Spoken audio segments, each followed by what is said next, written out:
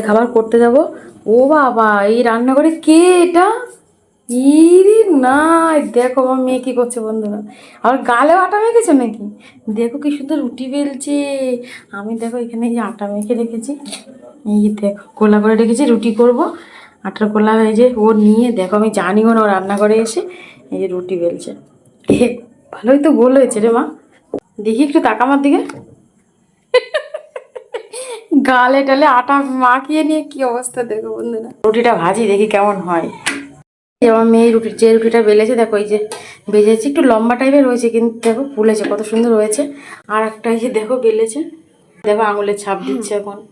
এখন দেখো দাঁড়াতে পারছে না, দেখো টুলের উপর দাঁড়িয়ে এখন হাইটে পাচ্ছে না, টেবিলের গ্যাসের টেবিলে দাও, আমি বসিয়ে দিচ্ছি। এত সাহস! এই যে দেখো, এই যে এটাও ভালোই বেলেছে। এই যে দেখো বন্ধুরা, মেয়ে যে রুটিটা বানিয়েছে এই যে এরকম হয়েছে। মোটামুটি খারাপ হয়নি, ভালোই হয়েছে, ফুলেছে একটুখানি। এই যে আঙুলের চাপ দিয়েছিল বলে এখানে ফেটে গেছে। যাই হোক, এত ছোটো মানুষ এত সুন্দর রুটি বানিয়েছে, এটাই অনেক। আমি জানিও না, আটার মেখে রেখেছি, ও এসছে রান্নাঘরে এসে রুটি বেলা শুরু করে দিয়েছে। যাই হোক, ভিডিওটা কেমন লাগলো জানিও। এই দেখো আর একটা তিনটে রুটি বেলছো দেখো। যাই হোক বন্ধুরা, ভিডিওটা কেমন লাগলো অবশ্যই কমেন্ট করে জানাবে। যদি ভালো লাগে অবশ্যই লাইক কমেন্ট শেয়ার করো। এই যে গালে আটা মাখি